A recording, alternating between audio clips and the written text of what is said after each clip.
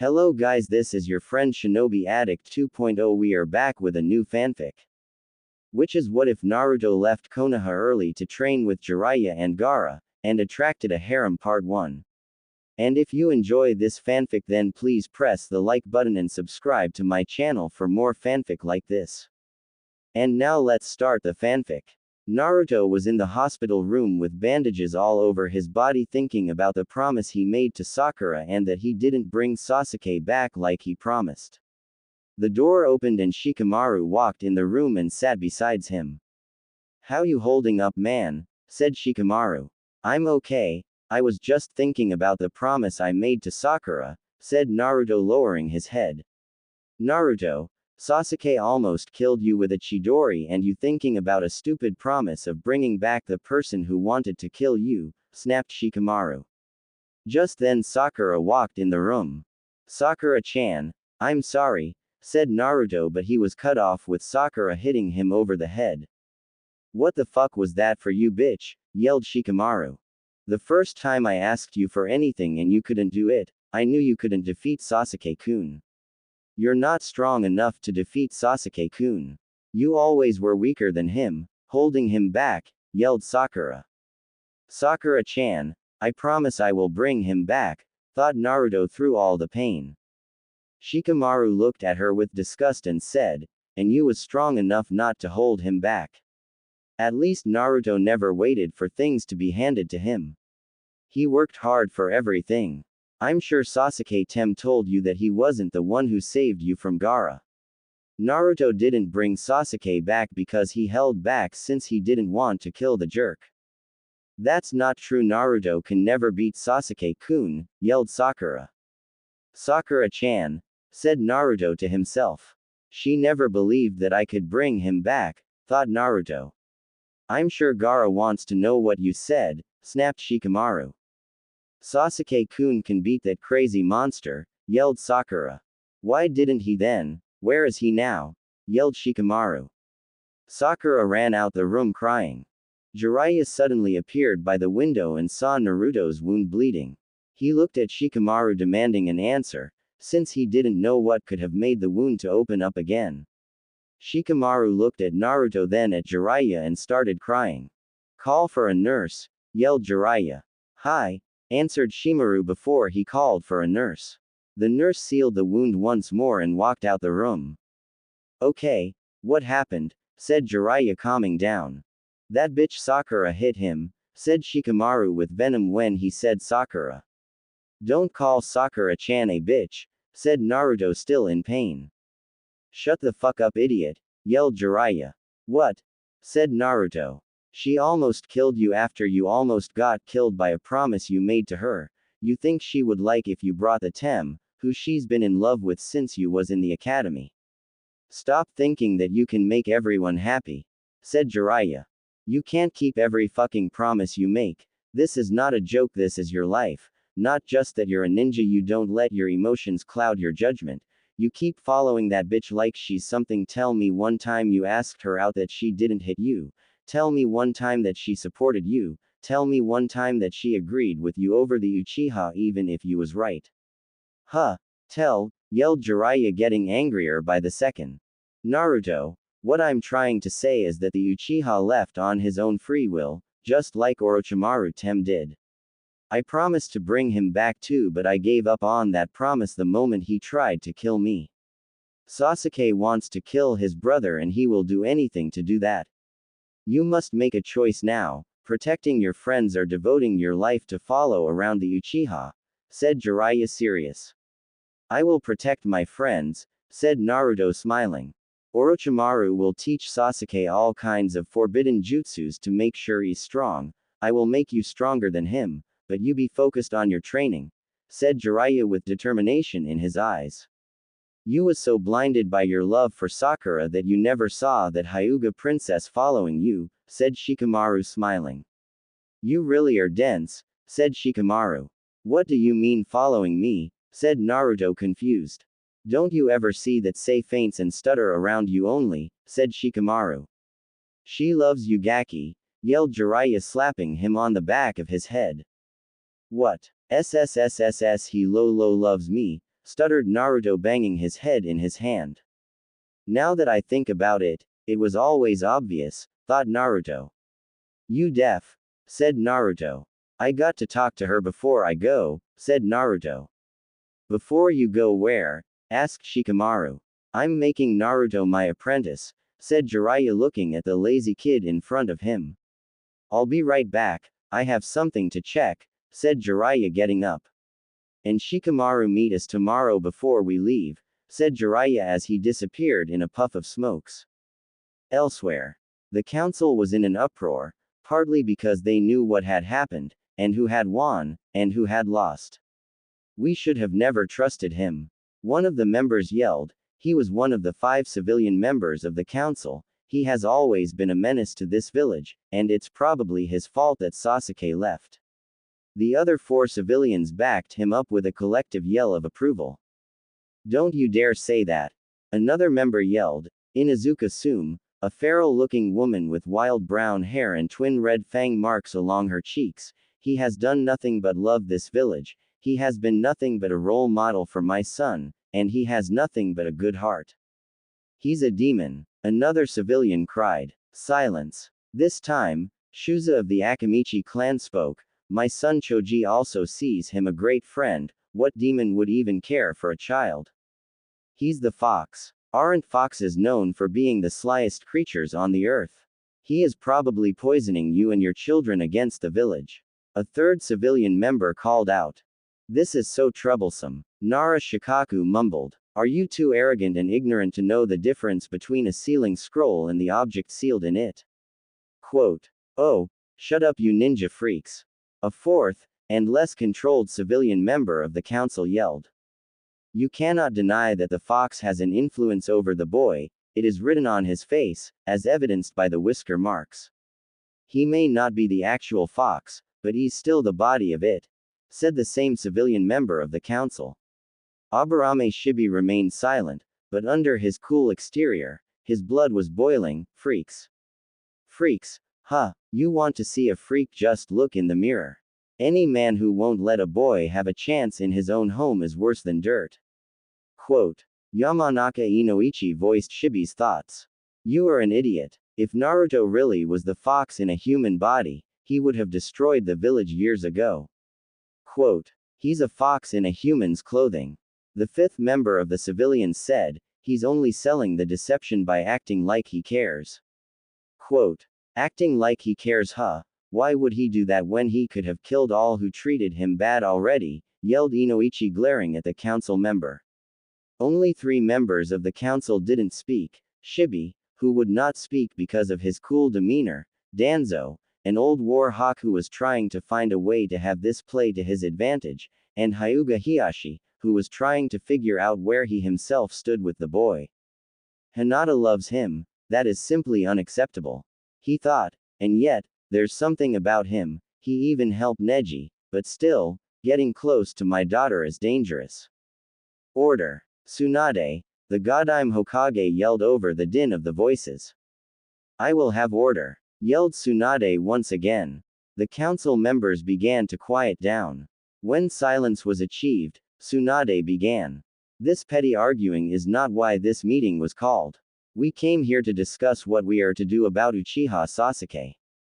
Danzo, that shrewd and sly snake of a man, spoke up.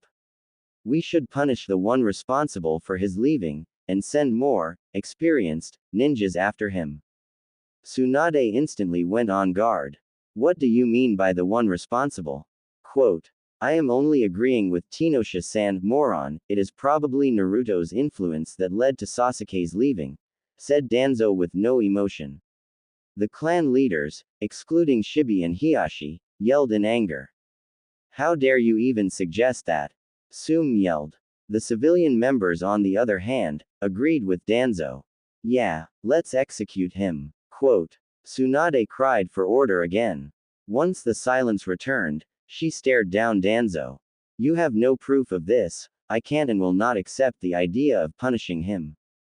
I'm sorry, Hokage-sama, but you honestly have no say in the matter. The law states that if 1/3 of the council agrees to a motion, then it must be taken to a vote, and as you can see, half of the council is agreeing to the motion, said Kaharu, one of her advisors. Tsunade cursed under her breath. All right, but first of all, we won't kill him. I will never accept a boy with such a good record to be killed under my reign. The worst I'll ever allow you to do is exile him. Tsunade said. Fair enough, I suppose we should reward the boy's kindness towards the village with letting him leave with his life, but if her ever comes within 5 miles of Konoha, we have the authority to treat him as a missing nin, said Homura. Tsunade glared at him. However, she was confident that this would never happen. She knew that the clan heads would vote for Naruto to stay while the civilians would vote for him to leave, ending in a tie, and as the law stated, in the case of a tie, the Hokage got to give her say. Very well, Danzo. I agree to your terms. All those in favor in exiling Uzumaki Naruto, raise your hand. The civilians raised their hands, and Danzo. All in favor of not exiling the boy who defeated the Shukaku during the invasion, brought back the 5th Hokage. Raise your hand, said Sum. And all the shinobi side of the council raised their hands. So it's decided. Naruto will not be exiled, said Tsunade, smiling. And do you not know of his heritage, said Tsunade, smiling. Danzo stood up. Hokage-sama, Naruto was an orphan, he has no heritage. Tsunade smiled. This only proves to me that Sandaime didn't trust you at all, Danzo, because Naruto does have a heritage, and it is beyond that of anyone here. What? Is Naruto an Uchiha? Danzo asked mockingly, and several laughs erupted from the civilian members. What Naruto is puts the Uchihas to shame. A voice said. They all turned to the source of it to see Jiraiya, back from his meeting with Naruto. In fact, Naruto belongs to a clan so great, that even the last member of the clan was held in the highest honor, said Jiraiya, glaring at the old war hawk. Who could that be? Jiraiya-san. Danzo said, sarcasm dripping from the question. Look at him, the way he acts, his smile, just look at him. You idiot. So troublesome, said Shikaku, going back to sleep. Jiraiya smiled. Naruto belongs to the Namikaze line, the line of Yondaime Hokage. What? Naruto is the son of the 4th Hokage, yelled Sum, laughing. What? Shrieked a woman with pink hair in the civilian side of the council. What are you, deaf banshee? Said Jiraiya, holding his ears. How can this be? Thought Danzo, thinking about the situation. Now he can make the perfect weapon with those powerful jutsus of his father, thought Danzo. How dare you say that the demon is the son of our fallen hero, yelled another civilian council member. If he wasn't his father's son, this village would be destroyed already, said Hiashi, remembering his late friend Minato. So, I say he does community service for his punishment, said Danzo with a smirk. Punishment for what? Yelled Hiashi, getting angry now that he knew about Naruto's heritage. For putting his life online to save the village over and over, yelled Inoichi, Ino's dad. No, for failing his mission, said Homura, the advisor. No can do, we going on a training trip, said Jiraiya, smirking. He cannot leave the village yet, I will train him, said Danzo, looking at the toad sage. Looking for a weapon again, said Hiashi, smirking. I also believe that he shouldn't leave the village, said Homura, looking at Danzo. You just voted to exile him a few minutes ago, Shibi finally snapped. There was instant silence. Naruto was the son of the greatest ninja in the world, and you was about to exile the heir to the greatest clan in the world, said Tsunade, looking at everybody, laughing. When are you leaving, Jiraiya? Said Tsunade. Tomorrow morning, and Sakura almost killed Naruto in the hospital, said Jiraiya, disappearing in a puff of smokes. What? Yelled Tsunade, releasing an insane amount of killing intent directed at the pink-haired council member in the corner. While there was an even larger released by Sum, Choza, and Hiashi. Lady Tsunade, please calm down, I can't sleep with all this killing intent in the room, said Shikaku, smiling. Tsunade calmed down and looked at the Kusal, smiling. I'll make her pay for messing with one of the closest thing I have to a family, thought Tsunade. I will be giving the girls medical training. That includes Hinata Hyuga, Ino Yamanaka, Tenten, and Sakura Haruno, said Tsunade, putting a bit of venom when she said Sakura's name.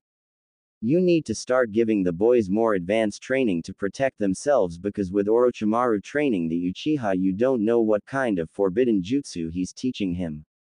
And with Naruto training with the strongest of the three Sannin he needs strong teammates, said Tsunade. Hi, the Shinobi's council members answered.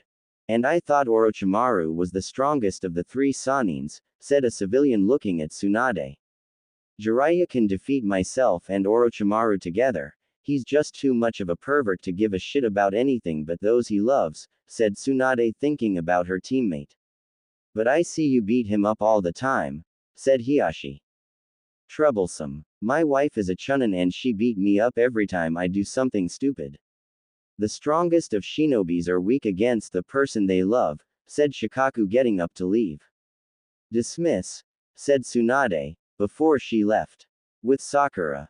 Sakura was in her room crying, thinking about her precious Sasuke-kun and what happened with Naruto. Sasuke left her in the village alone, maybe she should have left with him. Sasuke-kun, why did you leave knowing that I loved you, thought Sakura. Naruto will bring you back to me, I know it, thought Sakura. He never goes back on his words, he was always there for me, thought Sakura. I will bring you back, Sasuke-kun, said Sakura to herself. I should apologize to Naruto first, said Sakura out loud. With Naruto. Naruto and Shikamaru was sitting in the room playing shogi. Naruto was still waiting for Jiraiya since he wanted to know how long he was going to be gone. He was also thinking of his past actions and what happened to his friends and also what Sakura did to him. The door opened to reveal Kakashi with the orange book in his face. Yo! Waved Kakashi with an eye smile. Kakashi-sensei, what's up? Said Naruto. Naruto, how are you doing? Said Kakashi, putting the book away. My student almost killed my other student with a jutsu I taught him, thought Kakashi as he sighed. Shikamaru looked at Kakashi before greeting him. Hey Kakashi-sensei, said Shikamaru. Yo! Said Kakashi, waving to him. I'm okay, sensei, said Naruto. You heard I was leaving on training trip with Ero Sennin, said Naruto, smiling. No, when? Said Kakashi, surprised. I don't know yet, said Naruto. Make sure you come back strong now, you hear? Gotta go, said Kakashi as he disappeared in a puff of smokes. Jiraiya appeared outside the window of Naruto's hospital room in a puff of smokes. He got in through the window and sat on the bed. Gaki, you're going to see your friends before you leave, said Jiraiya, smiling. We leave tomorrow morning, said Jiraiya. Naruto got up and quickly got dressed. He wanted to see his other comrades before he left, like Neji, Choji, Kiba, and especially Hinata. Okay, Ero Sennin, I'll see you in the morning, said Naruto, waving to him. Quit calling me that brat, yelled Jiraiya. Never, yelled Naruto back. Naruto and Shikamaru walked out of the room, heading to Choji's room to see their good friend.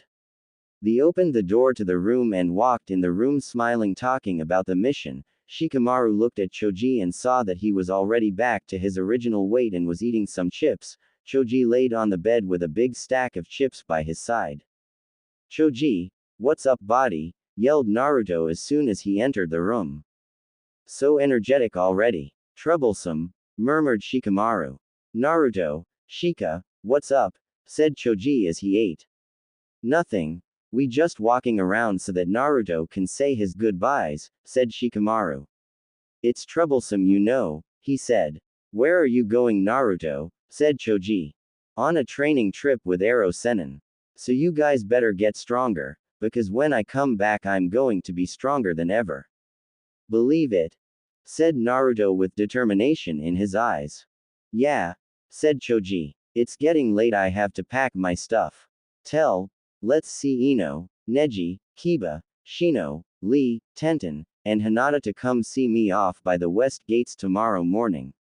Oh, and Gaara and his family too, said Naruto, running out the room. He forgot to mention Sakura, said Choji, confused. He didn't forget. I'll explain later, said Shikamaru looking at his friend. With Jiraiya. Jiraiya jumped in the Hokage office through the window and stood in front of Tsunade, who was sleeping on her desk. Drool was everywhere and she was snoring loudly. Jiraiya hit the desk and she woke up and threw a punch at him, which he easily dodged. She looked at him with anger on her face. What the hell do you want, Baka? Yelled Tsunade.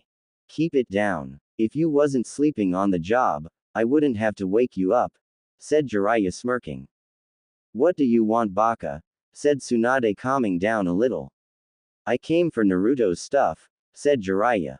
Just go get them. I never stopped you from doing what you want before, yelled Tsunade. Yes, Tsunade-sama, smirked Jiraiya. Don't call me that, said Tsunade. Lady Tsunade, smirked Jiraiya again. Stop it, Baka, yelled Tsunade. Okay, what are you going to do with Kakashi since he don't really have a team anymore, said Jiraiya. Anbu head. Until Naruto comes back, said Tsunade. And when Naruto becomes a chunin he'll go back, said Tsunade. Okay, said Jiraiya, walking away. Jiraiya touched the wall and took a box out and walked back past Tsunade and opened the window. See you in 3 years, Harem. Don't miss me too much now, okay, said Jiraiya smirking. Not in your dreams, pervert, said Tsunade. Jiraiya then disappeared in a puff of smokes. I will miss you, Jiraiya, thought Tsunade. The next day, in front of the gates of the Hidden Leaf village were standing multiple shinobis. Neji, Hinata, Kiba, Ino, Shikamaru, Choji, Lee, Tenten, the Konohamaru Corps, the Sand siblings, Guy, Kakashi, Kurenai, Shizune, and the Hokage of the village was present to see the blonde ninja off. Naruto and Jiraiya was walking slowly toward the ninjas. Naruto had his backpack on and his hands was behind his head. The two finally made it and stopped in front of them. Well, I think this is goodbye for now, huh? Said Naruto, scratching the back of his head. I know all of you will become strong while I'm not around. Make sure you are, said Naruto with a glee of determination in his eyes. I'm really sorry I let all of you down during the mission. Neji, you will become strong, if you willing to work with others like on that retrieval mission. Lee, I know you will let nothing stand in your way of being a true taijutsu master.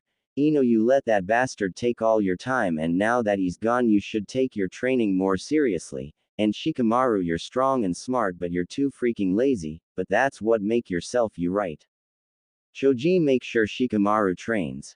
And Ino, keep them alive, said Naruto, walking toward Hinata smiling, and she started turning red. Speech of a true leader, thought all the Jonins. Naruto started to whisper in Hinata's ear, Hinata-chan, when I come back, would you mind going on a date with me? Quote. I, Naruto-kun, answered Hinata softly. Just make sure you're not taken when I come back, okay, said Naruto smirking. Naruto-kun just asked me out, yelled Hinata in her mind. And he called me Hinata-chan, she was jumping around in her mind. Konohamaru ni-san, said Naruto. Make sure you train hard, okay? Oh, I got something to show you when I get back, said Naruto. Yes, boss, yelled Konohamaru. Then here I go, said Naruto. I'm going to get strong enough to protect everyone. I will be Hokage one day, said Naruto. Kakashi walked up to him and handed him a scroll, smiling. I was supposed to teach those to you. I'm sorry, he said, walking away. Thanks, Kakashi-sensei. It's okay, Obito will still be proud of you, said Naruto, smiling as he put the scroll in his pocket. Okay, Ba-chan, take care of the village, said Naruto. See you all later, said Naruto. Hey Gaara, let's go, Ero Sennin has to talk to you, said Naruto. Gaara and Jiraiya walked out the gates with Naruto, Temari, and Kankuro behind them, but unable to hear what they were saying. Gaara and Jiraiya, okay, what I'm going to tell should stay between us only, said Jiraiya. HN, answered Gaara. There's this group who call themselves Akatsuki who goes after the Jinchuriki. I don't know what they plan to do with them, but I know they're all S-class missing nins. They travel 2 at a time, so that's why I'm training Naruto to take care of himself. You are very good with the sand, but you need to expand your skills, said Jiraiya. Huh, said Gaara. You have many weaknesses. First is that you're too slow, you really need to work on your speed. Don't get me wrong, Naruto is slow as hell, that's why I will make a all-around shinobi except for genjutsu since neither one of you has any talent for it. 2 is that you only use the sand style ninjutsu. And 3 is that I hear the demon keep talking in your head when you fight, said Jiraiya. I got the perfect solution, said Jiraiya thinking about it. Travel with me and the brat for 2 months and I can help you out, said Jiraiya smirking. Okay, said Gaara. Tamari, please tell the council that I will be back in 2 months, and that it's not a paying mission, said Gaara in his monotone voice looking at his sister. Okay, said the two as they sunshined out of the area. Naruto, Gaara will be traveling with us for 2 months, we'll be going to the desert for your speed training, said Jiraiya to Naruto, who was really happy of the news. Yippee! Yelled Naruto, jumping around. As Naruto, Jiraiya and the Sand siblings walked away from the gates of Konoha, there was an unusual silence between the warriors left their birthplace. Naruto was lost in thought, trying to grasp what was being asked of him. First, he was going to leave the only home he had ever known for 3 years. Second, he was going to have grown strong enough to defeat an organization of S-class shinobi known as Akatsuki. Finally, he was going to grow strong enough to defeat Sasuke and save himself from himself.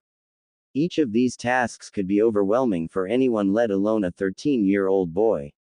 He kept thinking about what Jiraiya said about Sakura and Orochimaru with Sasuke, and he knew that everything was true even if he didn't want to accept that fact about his best friend and teammates. With Tsunade. Tsunade exhaled a heavy sigh, as she poured another cup of sake and then drank it in one fell swoop before slamming the cup back onto her desk in disgust. Standing up to walk out onto her balcony and gaze over the village in the setting sun. She could only shake her head in frustration, as she relived the day's events in her mind. Turning around and going back to her desk, Tsunade grabbed the sake bottle once more and began pouring another cup of her most treasured elixir, when a voice rang out behind her, startling the blonde Hokage. The yellow-head boy just left the village for 3 years. Kakashi was standing in the office looking at Tsunade, but he made sure that he didn't take out the Ika Ika book. Tsunade looked at him and smiled. Kakashi, since you currently don't have a team, I will make you head of the Anbu, said Tsunade. You mean head of the whole Anbu division, said Kakashi. Yes, I will be the only one above you. That makes you my right-hand man, said Tsunade. And when Naruto comes back, asked Kakashi, thinking over the situation. You'll be put back in Team 7 with a new member replacing Uchiha Sasuke, said Tsunade. What will happen with Sakura? Said Kakashi. She almost finished the job on Naruto at the hospital, said Tsunade with anger in her eyes. You can't mean, said Kakashi with his eyes widen. Yes, she hit him and reopened the wound. But I will train all the rookie kunoichis in medical ninjutsu, said Tsunade. Okay, you know what to do, said Tsunade as he threw Kakashi his old dog Anbu mask. Hi, Hokage-sama, said Kakashi, catching the mask. With Sakura. After Naruto left, everybody was standing outside the hospital talking when Sakura walked up heading toward Naruto's room. The only one who knew about what Sakura did to Naruto was Shikamaru and Choji, the others didn't know yet. Ino saw Sakura coming and called her over. Where are you going, forehead girl? Said Ino. I'm going to see Naruto in the hospital, said Sakura. Where the hell have you been? Naruto left the village with Jiraiya-sama, said Ino. What? Why didn't he tell me? Yelled Sakura. Why the hell do you think, you bitch? Yelled Shikamaru, who was sitting in the back. What's your problem, Shikamaru? Yelled Ino. Oh, you don't know. Me and Naruto was sitting in the room talking about the mission when Sakura walked in the room. Naruto tried to explain what happened to her, but she wouldn't listen to what he had to say and just hit and reopened the wound on his chest. If he was alone in the room with no one to call a nurse, he would have died. And she just ran out the room crying like she was a victim because the Uchiha jerk wasn't back, said Shikamaru looking straight at Sakura with a bored and angry expression. What? Yelled everybody except Choji, who already knew. Is that true, Sakura? Asked Ino looking at his fries. I was angry at the time, Sakura said in her defense. Hinata was looking at her with her Byakugan active with so much hate in her eyes. Because you was angry, that gives you a reason to almost kill a teammate, said Ino looking at her disappointed. I hit Naruto like that all the time, he never got mad. Why are you guys making this a big deal, said Sakura looking at them. Because he almost got killed by the one person he considered a brother, said Kakashi appearing in front of them looking at Sakura with disappointment in his eyes. When you hit Naruto over Sasuke, it's not the physical pain that hurt him, it's the fact that he would give his life for you and you treat him like he doesn't even exist, said Kakashi looking at her. How do you feel when Sasuke reject you? Asked Kakashi looking at her. I, said Sakura crying. Exactly, said Kakashi leaving them. Naruto left, he didn't even tell. I'm sure he'll be asking for a date when he comes back, said Sakura to herself to make herself feel better about the fact that he didn't tell her he was leaving. The Toad Sage was likewise in deep thought, processing how much his life had changed. First, he found out that the son of his favorite pupil and one of the greatest ninjas in the history of the 5 elemental nations, Minato Namikaze, was almost killed by a power-hungry Uchiha going to his former best friend.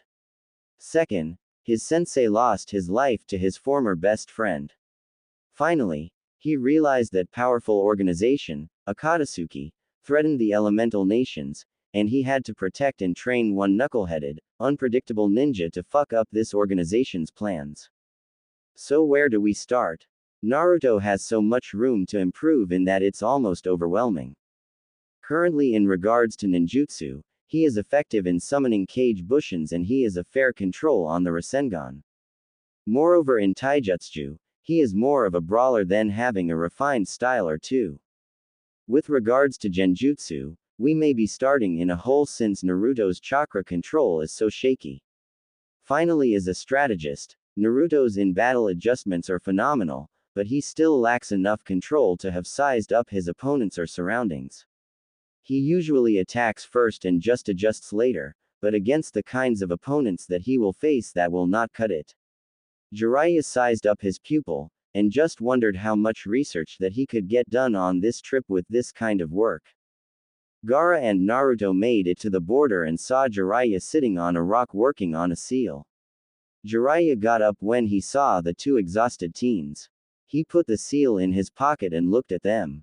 They didn't have no look of fatigue in their face. That was one good advantage of carrying a demon inside you. Jiraiya looked at Gaara and smiled. Okay, you two get some rest, we're not done yet, said Jiraiya. Gaara, would you mind turning some sand into a little resting place? I'll take care of the rest, said Jiraiya. Gaara manipulated the sand into a solid 3 large bedroom place, with a bathroom in each room. Jiraiya put a seal in each of the rooms and the little sand house had electricity in it. He went to the bathroom and a seal, which then gave each bathroom a little sewage system.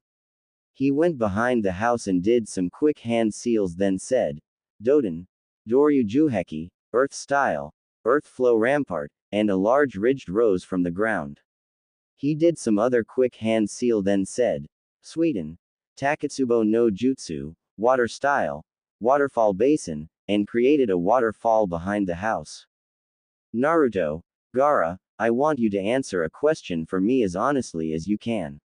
Jiraiya said in a serious manner that caught their attentions. I want you to analyze yourself as a warrior, and tell me what we should work on. Jiraiya said in a serious manner. Naruto put a hand behind his head and thought about this question. Well, Ero Sennin, I think that my taijutsu is solid, but I am definitely not on the level of someone like Lee.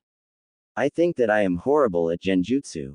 I think that I have a few good jutsus, but I could always use some more diversity. He finished his analysis waiting for his sensei to respond. Gaara thought about for a few seconds before he started talking. Well, I don't have any good taijutsu skill because I mostly use the sand in battle. I know only sand-based ninjutsu and I know a lot of them, so I'd say that my ninjutsu is okay. And finally, I don't have any speed because of the gourd and the fact that I don't do any speed training. I'd say I'm very slow. Jiraiya nodded. Naruto, I agree with what you said, and it is important for a great shinobi to honestly analyze inwardly to determine your weaknesses. Those ninja who cannot see past their strengths only ignore their weaknesses. Remember that you break a chain at its weakest link, so to improve your weaknesses makes you a stronger warrior. Naruto nodded as he understood that his sensei was right. You too, Gaara, said Jiraiya looking at the boy. Jiraiya stopped and he found a rock near the path and sat down. He motioned for Naruto to sit down next to him. He wanted Naruto to pay attention to what he was about to explain. I think that you have learned some great techniques like Rasengan and Shadow Clones, but we definitely need to work on diversifying your techniques. I think we will need to explore improving your arsenal and also fully developing out all your techniques to the fullest expression. It is not enough to know a bunch of jutsu if you cannot creatively apply it. Your taijutsu is more of a brawler style, and we will need to explore how to refine it, so you can inflict more damage without having to take such a direct beating. In regards to your genjutsu, I am not going to be naive enough to believe that you will be able to cast them, but we have to make you an expert in detecting and dispelling them. Gaara, since I never seen you fight before, I'm going to take your word for it. You have a big sand-based jutsu arsenal, so we mostly going to work on your speed and taijutsu to make sure you don't rely on that sand so much in case you lose it one day, explained Jiraiya looking at the kid. The sand village is not far from here. Let's go buy some sleeping and some training equipments, said Jiraiya walking toward the village. I have some training equipments at my house, I'll get them, said Gaara in his usual no emotion attitude. That's great. Here, seal them in this, said Jiraiya as he threw a storage scroll to him. Gaki, let's go, said Jiraiya. The three walked to Suna and arrived by the gates. The guard saw them with Gaara and let them in. Jiraiya and Naruto walked toward the market district while Gaara walked body flickered to the cage tower. Jiraiya went to a store and bought 3 full bed sets, soap, vegetables, and rice and sealed them in a storage scroll. Naruto took about 100 cups of instant ramen, but Jiraiya quickly stopped him. Is that all you eat? Said the old Sanin. Kind of, said Naruto. You can only take 20, that stuff is stopping you from growing properly. That's why you're the shorts of your comrades, said Jiraiya smirking. Naruto put 80 ramen cups back and seals the rest in the storage scroll after he paid for them. They walked out the store and went to find Gaara waiting for them by the entrance of the village. Naruto glared at Jiraiya carrying only 20 instant ramen cup. Jiraiya looked at him and smiled. They all walked back to their little house to start some serious training. Jiraiya was smirking. Gaara unpacked everything he had in the sealing scrolls and put them on the ground. He brought 2 sets of training weights, some weapons and 2 jutsu scrolls. Okay. Gaara, take off the gourd and put it on the ground, said Jiraiya. Why? Arrow Sennin, said Gaara absently. Don't call me that, yelled Jiraiya angry. That's what Naruto calls you, said Gaara. What? Gaki, this is all your fault, said Jiraiya glaring at Naruto. Anyway, I created a seal so that you can carry your sand in this pouch, said Jiraiya showing Gaara the little pouch. Said Gaara confused. It will work just like the gourd, it's just easier to carry, said Jiraiya. They put all the sand that was in the gourd and some extra sand in the little pouch and it remained the same size and the same weight. Gaara put it on his back and started to call on the sand and it worked just like it would for the gourd. It was hot as hell since it was a desert after all. They all took their cloths off except for their pants. Okay, you will start with 20 pounds of weight on your body, said Jiraiya as he gave each of them a 20-pound set. You will run on the sand with the weights and using your chakra not to sink, said Jiraiya with a evil glee. If that's for calling you a pervert, I'm sorry sensei, said Naruto with some fake tears. Too late, said Jiraiya with a smirk. The two started to do the exercise, but Naruto couldn't get it since he wasn't used to the sand, but Gaara got on the first since he's been traveling on sand his whole life. Naruto tried and tried but couldn't get it down. Gaara finished the exercise and went to get some rest, which to him was just sitting down. Naruto tried again, but this time he started to run. The problem is it was already getting dark when he got it. "Let's call it a day," said Jiraiya. Naruto quickly did a cross shape with his fingers and said, and created 5 shadow clones. "Okay, guys, you know what to do," said Naruto to the clones. "Hi," said the clones in unison before they started running on the sand. Naruto went inside to take a shower while the clones was running on the sand. Naruto finished taking a shower. He went to sleep to be ready for the next day. Jiraiya woke up in the middle of the night to get some workout done when he saw Gaara outside just sitting there looking at the moon. "Why are you not sleeping?" said Jiraiya. "If I sleep, the demon inside will take over my body," said Gaara. "Let me see the seal," said Jiraiya. Gaara showed him the seal and Jiraiya analyzed the seal to see how he could fix it. "Get ready tomorrow, I'll redo your seal," said Jiraiya with a smile. "Yes. So then I can finally sleep?" asked Gaara. "Yes," said Jiraiya. "Thank you, Jiraiya-sama," said Gaara. "Naruto, I'm sorry that I wasn't there for you in the first few years of your life. I promise I will make up for it." "Minato, I'm sorry," said Jiraiya to himself. "I promise to be here when you need me," thought Jiraiya again.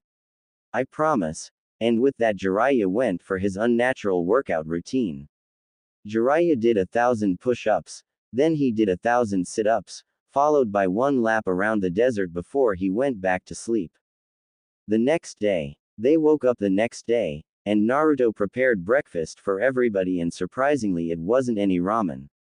The 3 ate their breakfast and each of them took a shower to get ready for the training day. Gaara walked outside happy because finally he would get rid of the voice in his mind. "Okay, Naruto, watch closely," said Jiraiya to the young Uzumaki. "Gaara, come here," said Jiraiya. Gaara walked toward him and took off his shirt to reveal the seal.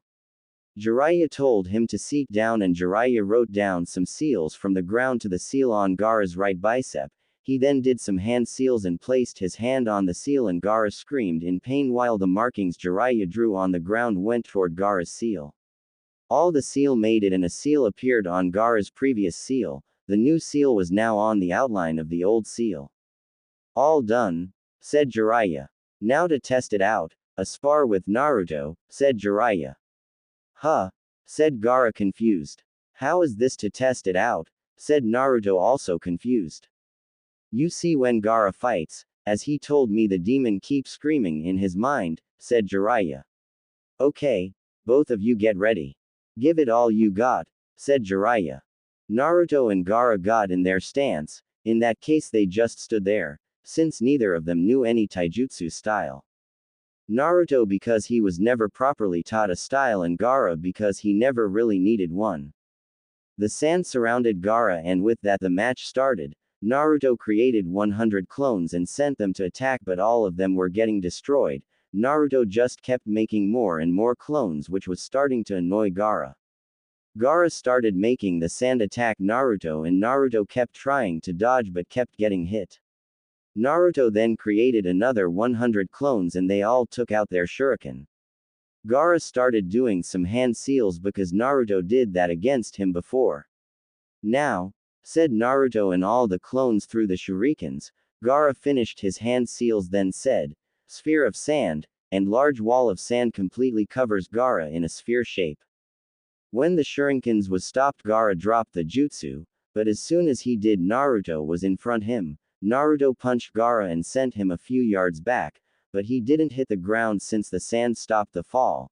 Naruto ran toward him to attack again, but the sand shot up and moved his hands, which gave Gaara the chance to punch him in the stomach. "Okay, stop," said Jiraiya. They both stopped and turned to face Jiraiya. "Good match, but both of you have a long way to go," said Jiraiya thinking about the battle. "Hi, yes," said Naruto and Gaara. "Both of you need speed, which we're working on." Gaara, you need to learn more than just sand-based jutsus in case something happens to your sand. Gaara, I don't have any taijutsu style that suits you, but when you go back home you need to master one, said Jiraiya. Then Gaara spoke up. Jiraiya-sensei, I have a taijutsu scroll with me, can you help me with it, said Gaara. Of course, after the speed training, which we will finish in one more week, said Jiraiya. Okay, start running, when you don't feel the weights add 10 more pounds, said Jiraiya. With that, all three of them started running on the sand. A week later, Naruto and Gaara was now as fast as Lee with his weights on since all they did for the past week was run. Jiraiya on the other hand was as fast as Guy without his weights since he got bored and started running with them. They were all standing outside the house made by Gaara and was making a schedule for the day. Okay, now for some taijutsu, said Jiraiya. Naruto started jumping up and down. Jiraiya created a shadow clone of himself and he went with Naruto while the clone went with Gaara. Gaara handed the shadow clone the scroll that he had and the clone started showing him the katas by doing them with him. Gaara got the katas since he's seen his sensei use it a bunch of time. Okay, since you got it, perform them with a little more speed each time, said the clone. Okay, said Gaara. He started performing the katas of the style with a little more speed. Naruto, I'm going to teach you one of the styles taught at the academy a while back, said Jiraiya. You mean an academy style, said Naruto disappointed. No, before the Kyuubi attack, they don't really teach it, and not many people use because of the name, said Jiraiya. It's the fox style, said Jiraiya. He got in the stance with his legs wide along a straight line and his hand open. Do it, said Jiraiya. Naruto got in the same stance. Jiraiya showed him the katas one by one. Now, do the katas again slowly and after each time you performed all of them increase the speed, said Jiraiya. Naruto wanted to progress faster after thinking what kind of things that Orochimaru must be teaching Sasuke and put his fingers in a cross shape then said, Taju Kage Bunshin no Jutsu, Multi-Shadow Clone Jutsu, and created 100 clones which started going over the katas also. The clones performed the katas at different speed while Naruto himself performed them at his maximum speed for the moment. You must completely master the style by the end of the month, said Jiraiya while his clone said the same to Gaara. Gaara, do you know the wind clone jutsu, said the clone of Jiraiya. Yes, said Gaara, create some to get you going faster, since like the shadow clones all the memories of the clones goes back to the original, said Jiraiya's clone. Gaara did the hand seals that he was taught by Baki and said, Fuden, K's Bunshin no Jutsu wind style, wind clone jutsu, and created 100 clones made of wind which started doing the katas along with him. Back in the hidden leaf. The four rookie kunoichis was looking bad but Sakura was looking the worst. They had to dodge a ball being kicked by Tsunade while practicing. The exercise was to increase their dodging abilities. Hinata got hit the fewest because she was the most flexible. Tenten got hit the fewest after Hinata because she wasted doing all those inhuman training with Lee and Guy. Ino was third because she wanted to prove herself to her teammates since she was the weakest out of her genin team. Sakura got hit the most because the whole time that Tsunade was kicking the ball she didn't want to get her hair dirty, which made Tsunade extra pissed and kicked the ball so hard that it almost killed the pink-haired girl. Okay, now come here before we get to any other training you must increase your chakra reserve, said Tsunade smirking. For the next month you will work on that before you do any medical ninjutsu, said Tsunade. LL Lady Tsunade, said Hinata shyly. Stop that stuttering stuff Hinata, Naruto doesn't like that, smirked Tsunade. Hi, said Hinata. She completely stopped, thought the other girls. What does Naruto have to do with this, thought Sakura. Oh, yeah she do have a crush on Naruto, too bad he likes me, thought Sakura. Little did she know that Naruto had changed before he left for his training trip. How do we increase our reserves? Asked Hinata. Running up and down a tree using the climbing exercise until you run out, said Tsunade. Then rest and your reserve will increase, then do the same for the next month, said Tsunade. When your chakra is at least mid-chunin level, we will start with more advanced training, said Tsunade. Since you all have good control, your control will get a lot better, said Tsunade. Everyone in our academy class had average control, except for Naruto, said Sakura smirking. You know why, said Tsunade releasing some killing intent directed at Sakura. She started shaking and Ino started laughing holding her stomach. They all knew that Naruto's stamina was huge, how else could he create all those clones without even getting tired? It's because he has the most chakra out of everyone in the whole village. Not like that traitor, said Tsunade smirking stopping the killing intent. Sakura fell to the ground but she still felt like she had to stand up for her crush. What Sasuke-kun had the most, yelled Sakura. Just when she finished the sentence all of the girl's killing intent was directed at her, she was on the ground sweating again. Mention his name here again and you will be punished, said Tsunade with a evil glee in her eyes. I'm sorry Tsunade-sama, said Sakura trying to get up. The girls got back to doing the exercise and Tsunade went back to her office. The girls were having fun but neither of them was talking to Sakura. They all ran up the tree multiple times before taking a break, except for Hinata who kept going. Back with Naruto. Naruto and Gaara spent the whole day learning the katas to their new taijutsu styles.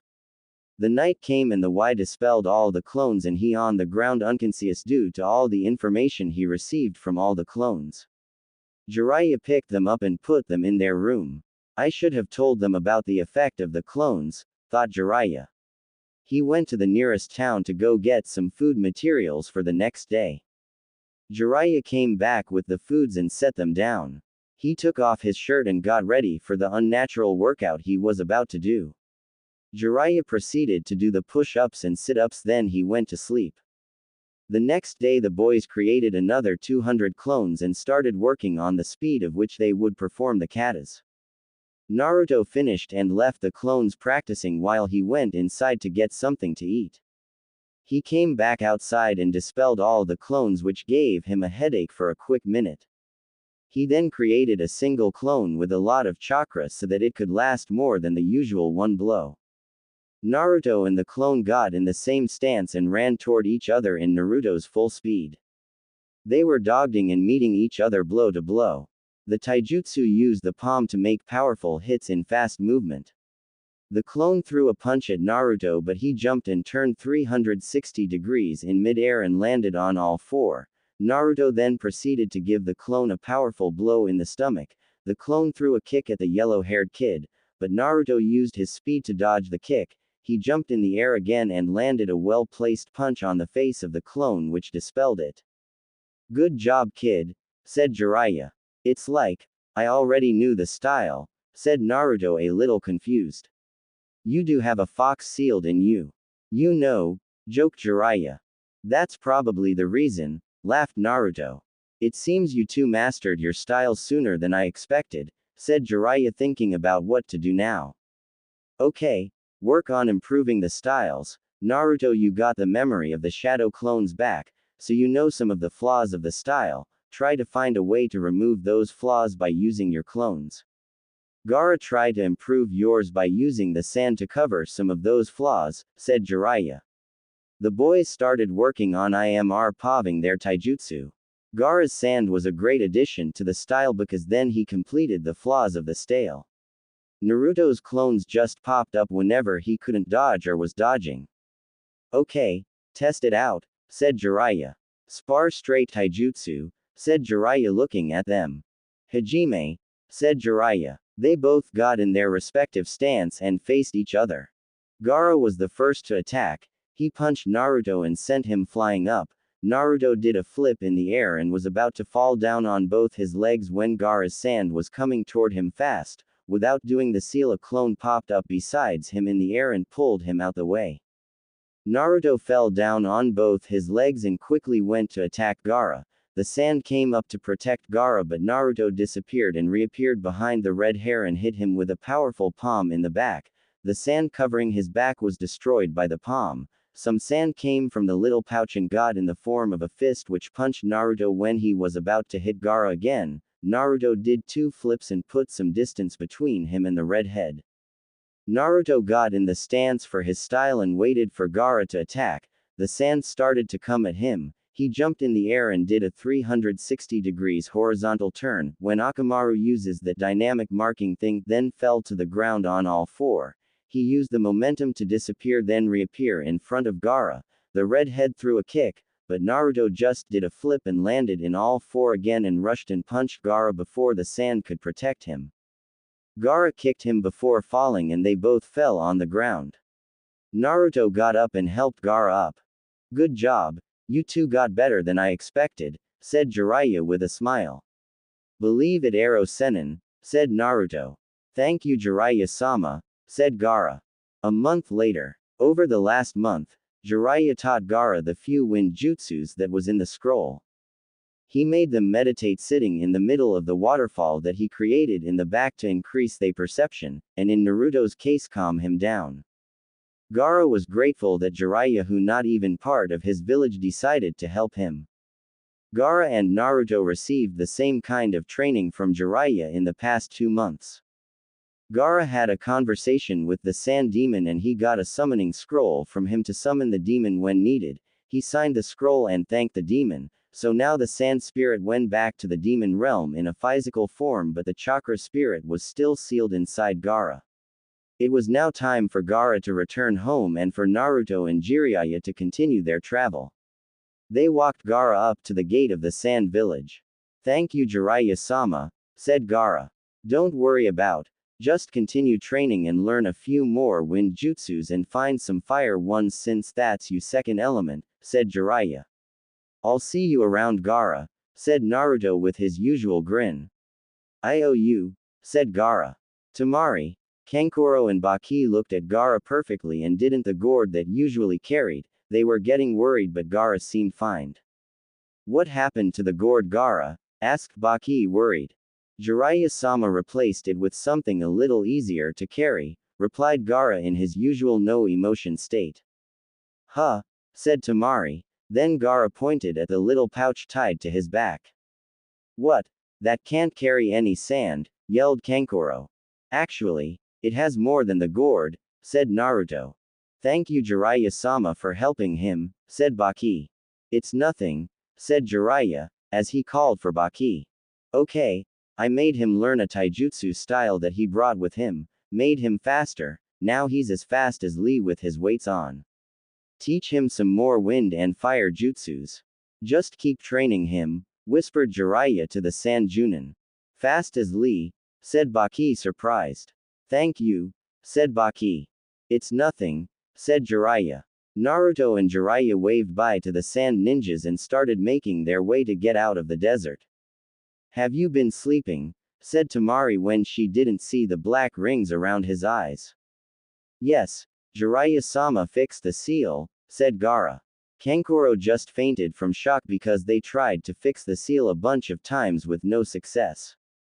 Where are we heading now, sensei? Asked Naruto jumping around. To wave, said Jiraiya.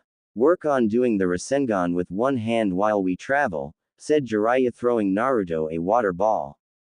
Bust this with one hand, said Jiraiya. Surprisingly, Naruto bust the water balloon with the first try since he remembered what to do.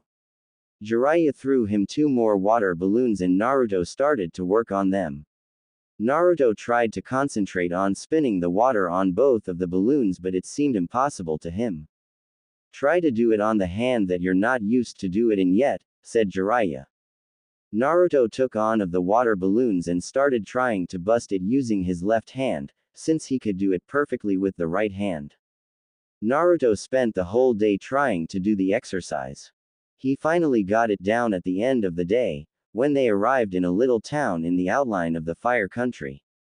They slept in a little inn for the night so that they could continue their travel the next day. Jiraiya took the chance to go do some research and go to a strip club. Jiraiya went to the strip club and they guided him to a private room in the back of the club with a single pole in it. He sat down and a girl came out and she started giving him a lap dance. Hey Katuya, Any new information? Said Jiraiya with a big smile on his face. Yes, Jiraiya-sama. It's on Orochimaru. Orochimaru has planned to attack Konoha after he take over the Uchiha's body with those curse-sealed warriors of his, said Katuya still dancing so the boss won't suspect anything. Thanks. Though I hate to, but I must be leaving now, said Jiraiya getting up and putting some money between her cleavage. The next day, the Toad Sage looked at the boy. Do you know how to find directions? You will have to learn to find your way, to treat basic wounds, set traps for food, and traps to protect against shinobi. I know that you have sometimes passed outside while training, but if you want to survive, then you cannot leave that kind of openings. Naruto could see the logic of not leaving yourself defenseless. He remembered how lucky he was that Haku had not tried to kill him, when he had passed out after practicing that night in the Land of Waves. We are going to head to the Land of Waves, since they do not have a huge ninja presence. Also, you are on positive terms with the people there, so people will not bother you. On the way there, we need to discuss things that can help keep you alive during your travels in the future. Jiraiya said as he covered up the last of their encampment. As they walked to the Land of Waves, Jiraiya taught Naruto to tell time, to determine direction by the position of the sun or where the moss is growing under trees. He also began to teach Naruto the basics of tracking, including suppressing chakra so the enemy would not detect him when tracking. Naruto suppressing chakra sometimes is more difficult than calling it out, because after you release it, it unconsciously flows creating the signature that tracker nin used to find targets. If you want to suppress chakra, then you have to find that flow within yourself, and instead of calling it out, push it deeper within yourself. It will be even harder for you to suppress, since you have large reserves of chakra from the fox. Said Jiraiya. Okay sensei, said Naruto before Jiraiya threw him a water balloon that he had to burst. Naruto burst the balloon and looked at his sensei. I told you I was awesome, said Naruto. You do know what comes next, right? Said Jiraiya with a smirk. Jiraiya threw a rubber balloon to him. He caught it and started to try to bust it. Naruto got it and continued to try and do it with his left hand.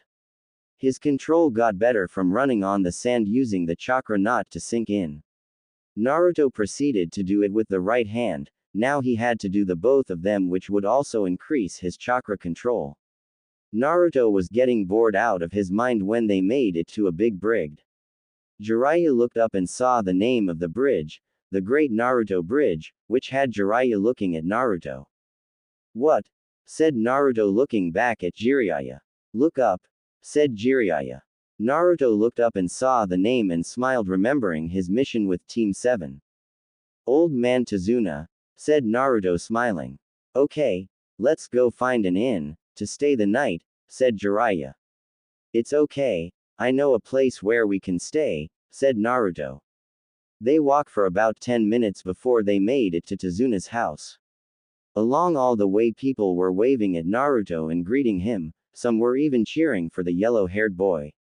Naruto walked up to the house and knocked on the door. Tsunami opened the door and saw Naruto. She hugged him and called for Tazuna. Dad, Inari, guess who's here, said Tsunami smiling. Tazuna and Inari came down and saw Naruto and Jiraiya standing in the living room of the house. Hey old man, said Naruto smiling and scratching the back of his head. Ni-san, yelled Inari hugging him. Inari, Ni-san, you've grown, did you take care of your mom, said Naruto smiling. Yeah, said Inari with tears in her eyes. I told you already, don't cry for no reason, said Naruto. Yes, said Inari wiping his tears away. Where are your teammates, said Tazuna. I'm on a training trip with my sensei, said Naruto pointing at Jiraiya smiling. Jiraiya waved to the old man and went back to reading the scroll he had in his hand. Can we stay here for a week or so, said Naruto scratching the back of his head. Sure, we owe you, said Tazuna smiling. You know where the guest room is, said Tazuna to the blonde. What's up with the bridge, said Naruto with a smile. We owed it to you, you was willing to give your life for us, You gave us courage to stand up for ourselves. It's only fair. Thank you, said Tazuna with a few tears. You still a bridge builder, said Naruto. The greatest, and the new mayor of the town, said Tazuna. You old drunk, said Naruto laughing. Shut up, shrimp, said Tazuna laughing also. Naruto and Jiraiya went upstairs to the guest room and set their stuff down. Jiraiya was still reading the scroll that he was reading earlier. He put the scroll down and laid down to rest a little before his meeting with his spy. Naruto took some rubber balloons from the storage scroll that Jiraiya carried and went outside to finish the training. Naruto first did it with his left hand, then he started going on doing one on each hand. He finished the exercise and created a Rasengan in each hand easily. He started jumping around in joy like he usually did when he accomplished something. Jiraiya woke and took Naruto with him for the meeting with the spy. On the way there they started talking. Naruto, since you're my apprentice, you will have to over things that I do when I die, said Jiraiya seriously. You mean write those perverted books of yours, said Naruto with a frown. Yes, and take over my spy network for the village, said Jiraiya with a grin. What is a spy network? Said Naruto confused. You have people getting information for you, on traders, other countries etc., said Jiraiya proudly. So that's the other research you be doing, said Naruto laughing. Yes, it's very important. Matter of fact, I'm meeting with one of my spies today, said Jiraiya seriously. Naruto and Jiraiya walked to a dark alley that came to an end by a big metal door. Jiraiya knocked twice and a man opened a little opening on the door. Who is it? Said the man. Gamma, said Jiraiya, and the man opened the and let him in. Jiraiya and Naruto walked in and saw that it was a bar with a bunch of little private chambers. What Naruto didn't know was that he knew the person they were meeting already. Jiraiya walked in one of the chambers and told Naruto to wait for him by the bar. He called, Weasel, before he sat down. The mysterious man walked in the chamber and sat opposite of Jiraiya. He removed his hat. Hello, Jiraiya-sama, said Itachi. Itachi, how is it going? Said Jiraiya with a smile. Okay, answered Itachi. Have you found out yet? Said Jiraiya serious. Yes, it's all in this scroll, said Itachi handing him a scroll. He took out another scroll and gave it to Jiraiya. This is for Naruto. I heard what happened with Sasuke, said Itachi. You completed your mission, said Jiraiya. Why don't you come back to the village? Said Jiraiya serious. I can't do that, said Itachi still in his Uchiha face. What about Kisame? Said Itachi. We can talk about him later, said Jiraiya. They plan to attack with those curse-sealed warriors, said Jiraiya serious. Of course, I will assist the village, but I can't come back or can't let anyone know my identity, said Itachi. Meet me in the old whirlpool in about a month. We'll talk about everything, said Jiraiya. See you then, said Itachi walking out the room. Jiraiya walked out the room and saw Naruto drinking something in front of him. He walked up to Naruto and the yellow head started laughing. You look funny, sensei, said Naruto still laughing. Naruto, have you been drinking? Said Jiraiya serious. Yes, said Naruto getting up, but he was about to fall until Jiraiya caught him. Let's go, said Jiraiya laughing. Old enough to kill, old enough to drink, I guess, thought Jiraiya. Jiraiya put Naruto on his shoulder and walked out the bar with him. He waked to the old man house and put Naruto to sleep while he started to pack his stuff in Naruto's so that they could leave the next day. Naruto and Jiraiya left the land of waves and they was now heading toward the old whirlpool country, his mother's birthplace. Jiraiya had to tell him why they were going there first, of course. Naruto trying to find a way to improve the Rasengan walking besides his sensei when Jiraiya just suddenly sat down. Brat, come here, said Jiraiya sitting by the box that he took from the Hokage tower. Naruto walked toward him slowly. Jiraiya opened the box and handed him a scroll which was titled, To My Son. Naruto opened the scroll and it was a letter. Dear Naruto, You might not know me since I'm going to be dead when you see this letter, but I'm your father. My name is Minato Namikaze and I was the fourth Hokage of Konoha. I'm sorry son for what I'm about to do to you, so please forgive me. I really wanted to see you grow up and to teach everything I know, but it seems that that's not going to happen since the Kyuubi is on his way to the village right now. Son, I chose you to carry this burden, because I cannot ask another parent to do what I'm not willing to do myself, and because you are the only one who could do it, I believe in you. Your mother is Uzumaki Kushina, a beautiful woman. She was born in the Whirlpool village. I left you the scroll to my jutsus and seals and the Namikaze sword since you are the heir to the clan and the last member. Jiraiya sensei is your godfather and he will help you with the jutsus. I have to go now, the fox is getting closer. Love always, your father Minato Namikaze. The letter had tear marks on it, meaning that Minato was crying when he wrote the letter. Naruto turned to Jiraiya with tears in his eyes. You knew all this time and you didn't tell me, said Naruto, still crying. It was a rule in the village, and your dad made me promise not to tell you until you was at least a chunin, said Jiraiya sadly. You're my godfather, where the hell were you all this time, yelled Naruto, still crying. I would have left the village with you, but the council members wouldn't let me.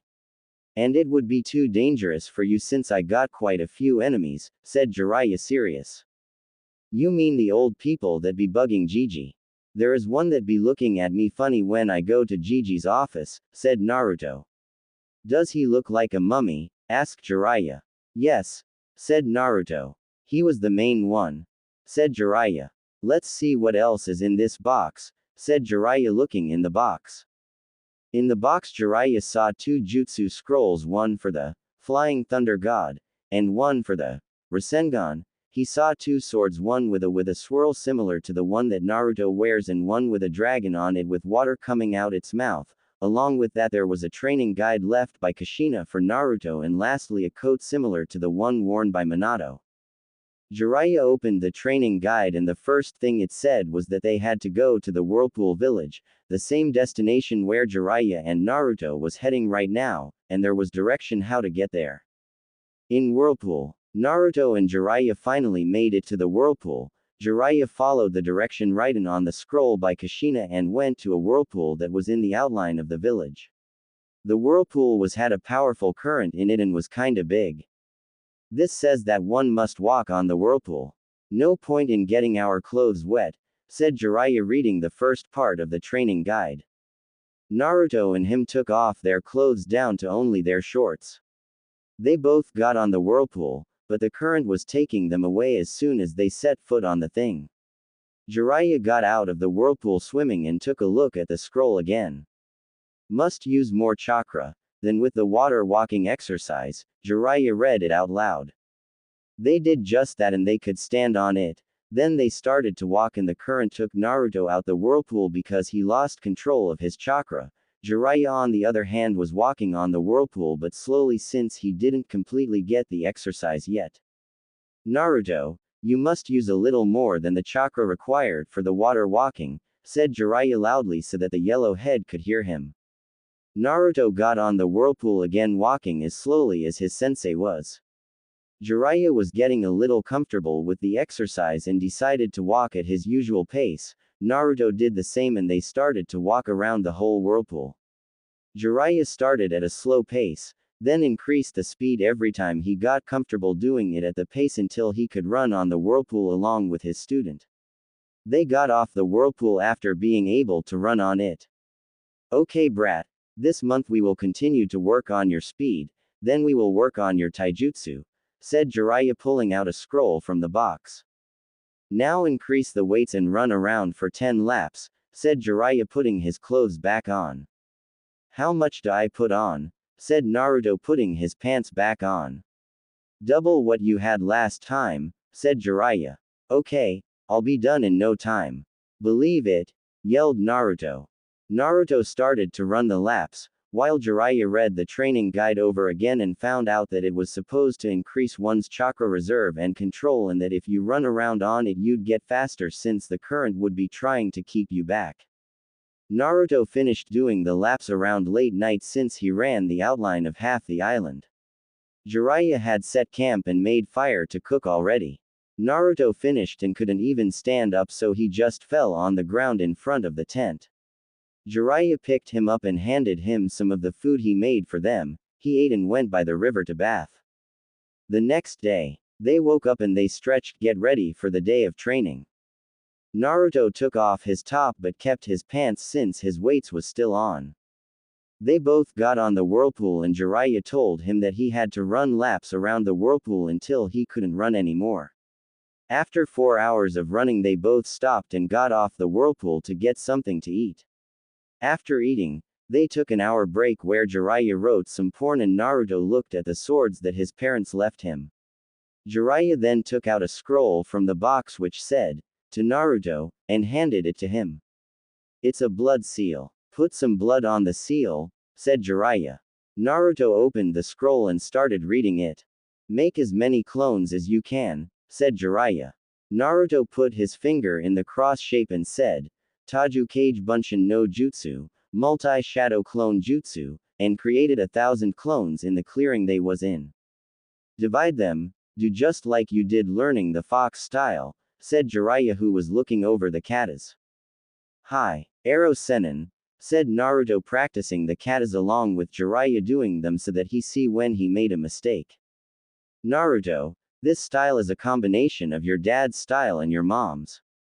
It requires fast movements, and you block an attack with a kick or a punch, so you're always on the offensive, even when on the defensive," said Jiraiya, still doing the katas. Naruto spent the whole day learning the katas to their new taijutsu styles with Jiraiya. The night came and he dispelled all the clones and he on the ground unconscious due to all the information he received from all the clones. Jiraiya took the time to prepare some food for when Naruto woke up. Too many clones, thought Jiraiya. Jiraiya prepared the food while Naruto woke up in his mind in front of the big gates of the Kyuubi. "My jailer decided to pay me a little visit, huh?" said Kyuubi. "What am I doing here?" said Naruto. "This is your mind," said Kyuubi. "Why did you hold back in the fight with the Uchiha?" said Kyuubi. "Because he's my friend. I didn't want to kill him," yelled Naruto at the big fox.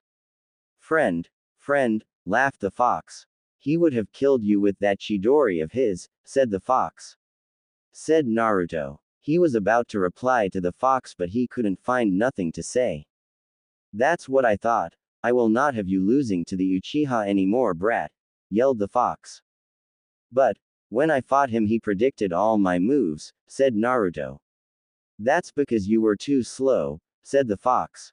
"The Uchiha copied the thick eyebrow kid's speed, so I will block your mind to only you can access it," said the fox.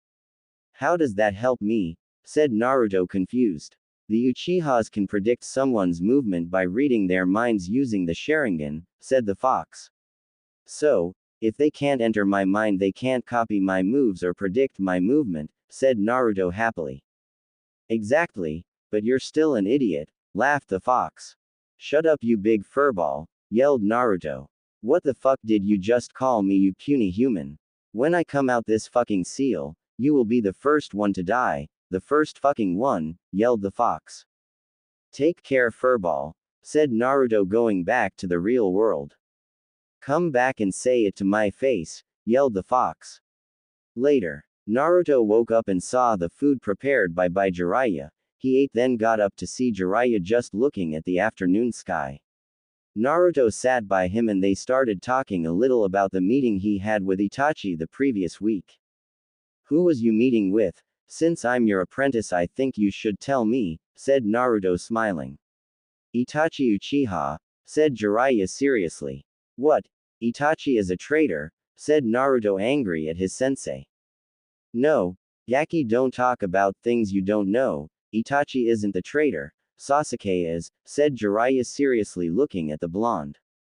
"How the hell is that? He killed his whole clan," yelled Naruto, still angry. "Because you heard Sasuke say that does not make it true. He did it for a reason," yelled Jiraiya back at the boy. "Itachi didn't want to do it. We just came out of the war with Iwa, the Kyuubi attack," Everyone just wanted a little peace. The Uchihas were planning a coup to take over the leaf. Your dad tried talking to them, but then he died. The old man wanted to talk to them, but his advisors gave Itachi a mission to kill his clan to stop it. He begged for Sasuke's life and they told him he could leave him alive. They let him leave the village without sending hunter nins after him. That's when he became my spy, said Jiraiya sadly. You mean he killed his whole family for the sake of the village, said Naruto crying. Yes, he loves the village and it's killing him not being able to go home, said Jiraiya still sad at the young man's fate. Will he ever be able to come back, said Naruto still crying. I hope so, said Jiraiya with determination in his eyes. Me too, I will bring him back, said Naruto with even more determination. The next day, Naruto woke up and put his weights on to start the day, but there was one thing missing, his sensei. Jiraiya was still snoring loudly inside the tent. Naruto walked in the tent and saw his sleeping sensei. He created a clone and sent him by the little river to get some water in a container. The clone came back with the container full of water. The water was cold as hell, so Naruto started to grin. He took the water and poured the water on Jiraiya and ran. Jiraiya jumped up out the futon he was sleeping in. Cold, cold, cold, cold, yelled Jiraiya. He heard laughing outside, so he peeked out the tent to see Naruto on the ground holding his stomach laughing. Jiraiya put his pants on and walked out the tent glaring at the yellow-head boy. You know the routine, said Jiraiya still glaring the boy. Come on, lighten up sensei, said Naruto still laughing. I'll get you for that, thought Jiraiya with a evil laughter. They both jumped on the whirlpool and started to run on the whirlpool. It was easy to both of them already, but they still did it for 4 hours. After the whirlpool exercise, Naruto prepared some ramen that he had in a storage scroll and they ate before they could start the next exercise. Naruto got up and started to practice the katas, but Jiraiya stopped him. On the whirlpool, said Jiraiya, getting on the whirlpool to practice the katas. What? Yelled Naruto, protesting to his sensei. Now, said Jiraiya with a grin. Naruto got on the whirlpool and started to practice the katas. Every time he did a different one, he fell in the whirlpool because he was having a problem concentrating on staying on the whirlpool and doing the katas. Jiraiya finished going over all the katas, so he got out the water and went to prepare some more food. Naruto was now able to perform a kata and still stay on the water, but he had to do it slowly. 2 weeks later. Naruto, Itachi will be joining us a couple of hours later, said Jiraiya, trying to avoid any question. What? Yelled Naruto, looking at his sensei. Naruto, this is an S-ranked secret of our village. Let me start from the beginning. The Sharingan is a Idojutsu that evolves at puberty, if it ever develops in an Uchiha. The Mangekyo Sharingan, which is what they call the upgraded Sharingan, evolves as a result of the fracturing of the mind with tremendous sadness, guilt, or trauma after the initial Sharingan has manifested itself. This is why the quickest way to achieve this form is to kill a person who is extremely close to you, like a best friend. This form has incredible powers and abilities, but it comes at the price that the eyes will slowly go blind. Also, the technique does incredible damage to the psyche of the person who acquires it due to the cost of obtaining it. It is a forbidden technique among the Uchihas since it could lead to them killing each other off. People tried to explain this as the reason why Itachi killed off his clan, but I know this is not the case. Jiraiya sighed as he finished explaining to Naruto. What do you mean, pervy sage? Naruto's eyes raised at that last statement regarding Itachi, who was largely blamed for destroying the clan in a homicidal rage. Itachi was the head of the Anbu and was in direct contact with the third. The third trusted him without question. Think about it. How do you think the third Hokage was able to find all the evidence that the frog mentioned? Also, there is evidence that the Uchiha were trying to investigate Itachi, and this indicates that Itachi was being seen as an outsider to the clan. There is more to Itachi than you even know, said Jiraiya, looking at the yellow-head boy. What are you saying, Aro Sennin? Naruto's eyes widened. Itachi did not just kill his clan on a fit of rage. He was actually sent on a mission to do so. This is a SS mission limited to the few of our village elders and the third Hokage. I only knew of the mission, as the third informed me that there was a plan to remove the elder leadership of the Uchiha, and Itachi was the one who volunteered to do this. He knew he could do it quickly without drawing the village into a civil war. If a person was caught from another clan, then this could have torn the village apart in a civil war. In fact, the third wanted to make sure that if things spiraled out of control that I was to return home to protect the village. This is why I was led in on the mission. How that assassination mission spilled into a full-scale genocide was something that no one could not fathom. Itachi was limited to taking out the upper leadership who were suspected of plotting against the village. Jiraiya showed signs of sadness as he reflected on all the women, children, and elderly people who had died on that horrible night. What are you saying? The third ordered the death of the Uchiha. He could not do something like that. Naruto was shocked that the third could be so callous. His grandfather-like figure could not have been that cruel. It was supposed to be a surgical strike and take out the cancerous elements.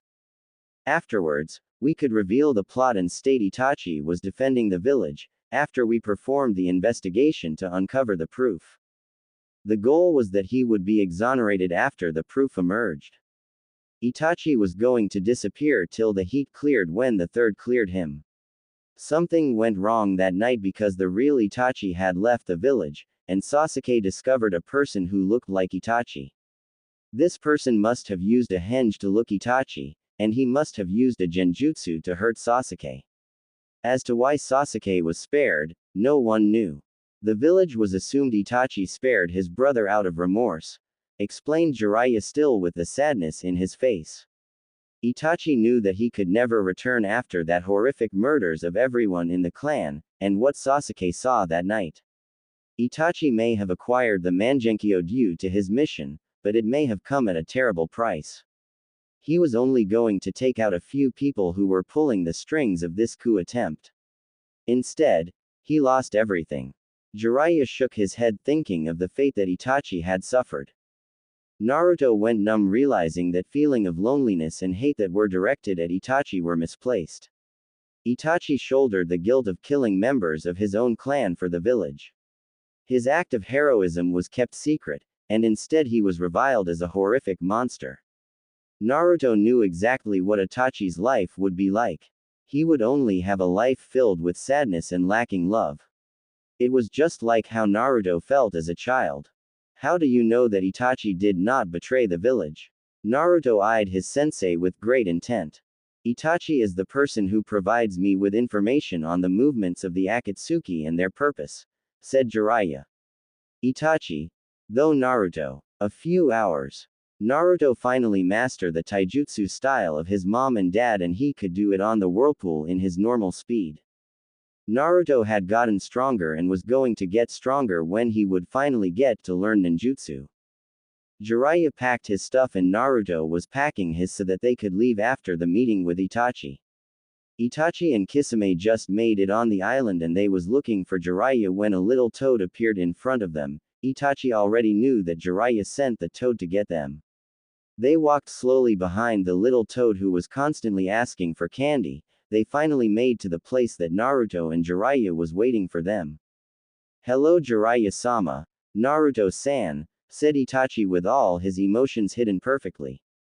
Itachi-san, Kisame-san, said Jiraiya. What's up Itachi? Sushi-man, waved Naruto still packing his stuff. Hey brat, said Kisame showing his sharp teeth. They were talking when an old man appeared behind Kisame with a sword in each hand. What are you doing here? Asked the white-hair old man. Kisame was about to take out his sword but Jiraiya stopped him. Calm down, we just here training. I thought there wasn't anyone living here, said Jiraiya looking at the old man. Who are you? Asked Naruto questioning the old man. My name is Uzumaki Kutame, said the old. Naruto looked the man with his mouth wide open. What's your problem kid? Said the old man seeing the look on Naruto's face. His name is Naruto Uzumaki, son of Kushina Uzumaki, said Jiraiya for Naruto. You're Kushina-sensei's son, said Itachi with a smile which only lasted a few seconds. Did you say Kushina? Said Kutame with a smile. Yes, you know her, said Jiraiya. Know her, that's my daughter, said Kutame laughing. Naruto started crying. I'm sorry, but she died giving birth to me, said Naruto crying. What you crying for? You finally met your family, kid, said Kutame still laughing. Let's go inside, because you don't want nobody seeing you out here, said Kutame putting his sword away. I thought the village was destroyed during the Great Shinobi War, said Jiraiya surprised. Only some of the warriors, the rest of us stayed here and the place is hidden by a powerful genjutsu, so if you don't know the entrance, you'll just go in a circle around the village, said Kutame. Naruto, Jiraiya, Itachi and Kisame followed Kutame inside the village. When they entered the village they saw not many people around. There was 7 young boys around Konohamaru's age and 3 girls the same age. There were also 3 girls around 18, Kunin, Kyoki, and Shinin, and 1 girl that's around 29, Kutai. In the far corner were 3 guys standing with a girl besides each of them, Kenji and Shina, Katuzan and Mai, and Kenli and Jira, and 3 other guys standing alone, Kenzu, Jiron, and Ukano. 1 girl with black hair dressed in civilian clothes was looked at Itachi and smiled, so he smiled back. There were 2 old men standing with 2 old ladies besides them, and 1 old lady sitting alone. Kutame-sama, who are these strangers that you bring here? Said an old lady who's sitting alone. This is Naruto Uzumaki, Jiraiya of the Sannin, Itachi Uchiha, and Kisame Hoshigaki, said Kutame pointing at each one. Did you say Uzumaki? Said the old lady. Yes, this is the son of Kushina-san, she died giving birth to him, said Kutame with a little sadness in his eyes. Naruto, this is your grandmother Kushima, your uncle Kenji and his wife Shina, and your granduncles and grandaunties sitting in the corner, said Kutame. Tell them a little about you, said Kutame. Well, I didn't really have a normal childhood, so I don't like to talk about. I like ramen and training in my new family. I like to protect my friends, said Naruto before he was interrupted by Jiraiya, who said, he's very loyal. I like to learn new jutsus and stuff.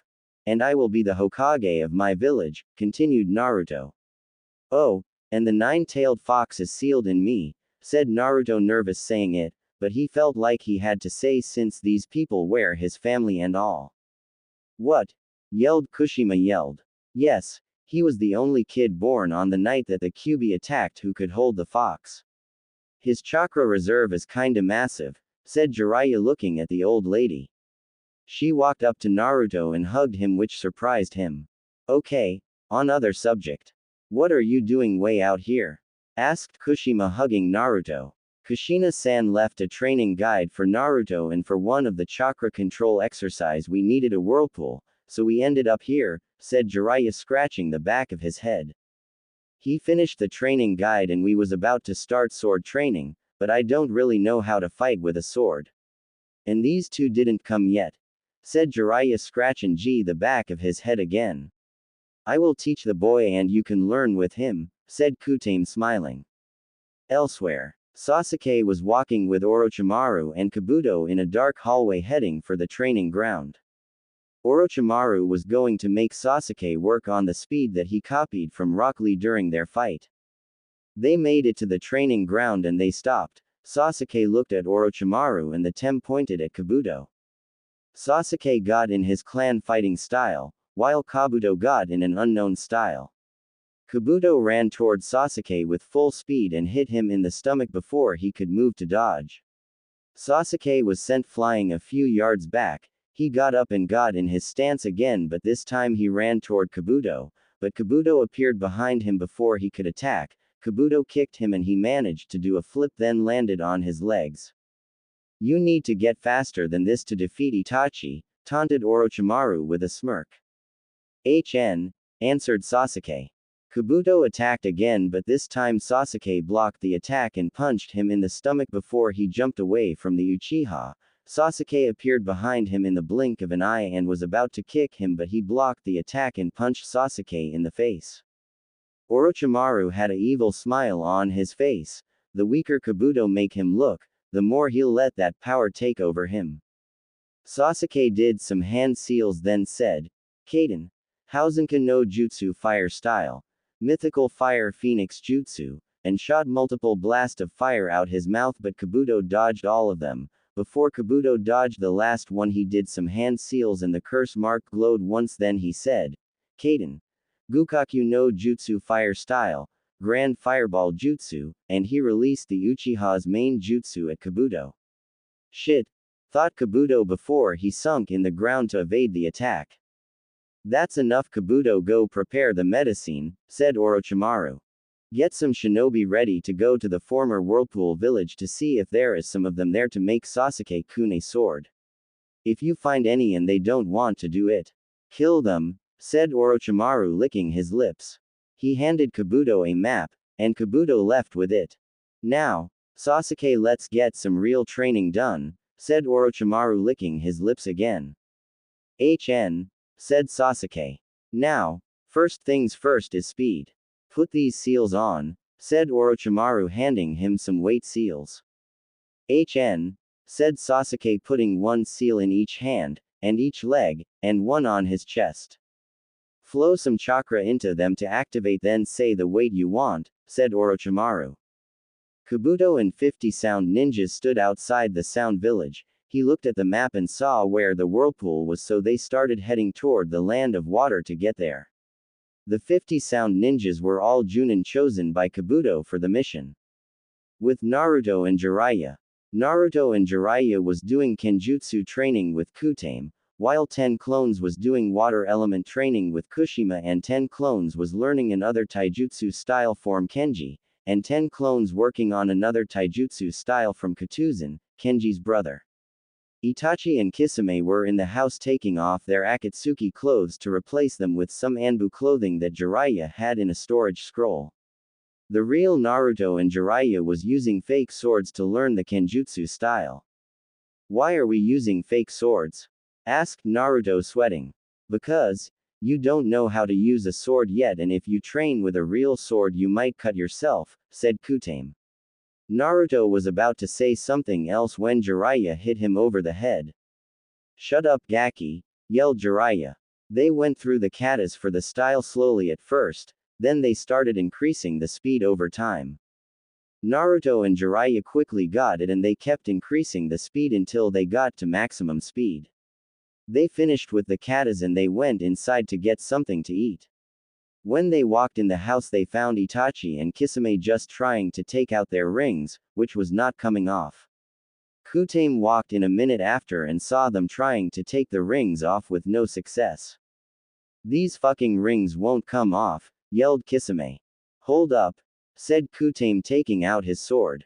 What the hell you think you're doing? Yelled Kisame, putting his other hand over the finger. Cutting the finger off, said Kutame with grin. What? Yelled Kisame. I'm just playing with you, kid, said Kutame, laughing. He did some hand seals, then put his hand over the finger and said, release, and the ring came off. He walked over to Itachi and did the same thing, and his ring came off also. Itachi and Kisame went outside to walk around in their new outfit. Itachi was wearing his old Anbu outfit with a long black coat similar to the one the Akatsuki wears except with no clouds. Kisame was wearing a new version of the Anbu uniform with a similar coat. The only thing different was the fact that he wasn't carrying the shark skin sword of his. They walked around the little town, then went back to the Uzumaki compound rest. Meanwhile, Naruto and Jiraiya was now practicing the katas with two swords that the old man let them hold for practice. Kisame got bored as soon as he went inside and decided to come back out with Itachi, who was sitting outside looking at the training. Okay, Naruto, settle down. As you can, most of us here are old and about to die soon. The island is also going to be bad for a few years because a tsunami is coming in the next 3 years. When you're leaving, you need to come back here because Kenji and his wife will be going back to the Hidden Leaf village with the younger one. You will be taken everything in the library with you because once I die the genjutsu protecting this place will disappear and other villages will take everything and you don't want that.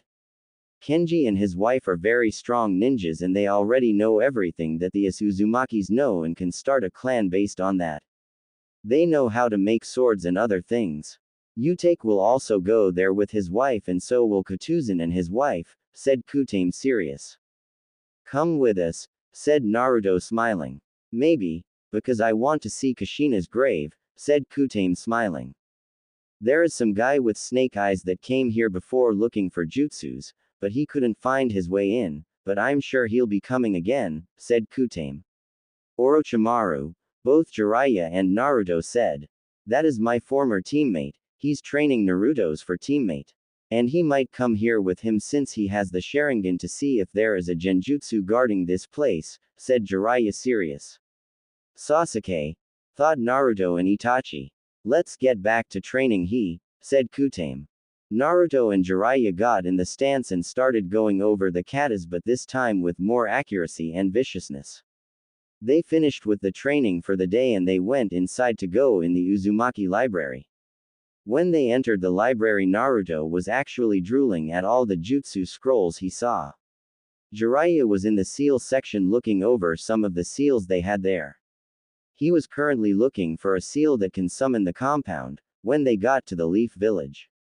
You will have to seal all of these in a storage scroll and take them back to the village with you, said Kutame looking at Naruto. Found it, yelled Jiraiya showing them the seal. When we get back to the village, we'll just summon the compound, said Jiraiya laughing. Oh, I forgot about that seal, said Kutame laughing. Back in Konoha, Tsunade was sleeping in her office while the girls was doing more training outside. Hinata had finished bringing the fish back to life first and went home to train with her father. Tenten was struggling with the training the most since she had the most chakra of all the girls. Tenten went and asked Shizune for a few pointers and she helped her out and Tenten went back to doing the exercise. She gave it all she got and was starting to get the hang of it. I'm done, yelled Sakura in happiness. Okay, then Sakura go take this to Lady Tsunade's office, said Shizune handing her a bottle of sake. They had grown to accept Sakura a little bit since they had to go on missions with her, but they hadn't completely forgive her for her actions toward Naruto. The only ones who hadn't forgive her not even a little were Shikamaru and Hinata. Sakura got to the office and put the bottle on the desk then tried to wake Tsunade up. She tried the first time and nothing happened. She tried again and Tsunade woke up and swung at her but she didn't know who it was, and Sakura was punched through the wall of the office and Tsunade went back to sleep. Sakura went back down to the training ground looking like she was in a battle for her life. You tried to wake Lady Tsunade up? Asked Shizune laughing. Yes, why didn't you warn me? Yelled Sakura angry at the girl. I forgot, said Shizune laughing. What? Yelled Sakura. All done, yelled Tenten and Ino. Good job, now go home and get some rest, said Shizune smiling. Tenten and Ino walked to a little dango restaurant to grab a bite to eat before they went home and do more training. Tenten and Ino ran into all the boys which was coming from training with their senseis and some with their family. Shikamaru was walking like he was sleeping. Hey guys, said Tenten waving to the boys. Yosh Tenten-chan, yelled Lee striking a pose. Why do you have to be so loud Lee? Said Tenten hitting him on the head. Where are you guys heading? Asked Ino. To grab a bite to eat at Ichiraku, said Choji holding Shikamaru up so that he wouldn't fall asleep. We'll come along training with Lady Tsunade as a nightmare, said Ino with a frown. They walked to the little ramen stand and they each took a seat. As soon as he took a seat Shikamaru put his head on the stand and started to sleep until Ino hit him on the head to wake him up. The old man greeted them looking for Naruto his favorite customer, but he didn't see him then he remembered that he left the village with Jiraiya. They started talking and laughing about the training they were going through and other things they were doing in their free time. Hey guys, what can I get for you? Said the old man smiling. Any of you heard from Naruto? Said Ayame coming from the back. No, answered Shikamaru. I'll get 3 miso and 1 pork, said Choji eating some chips. You need to watch your weight, yelled Ino looking at the boy.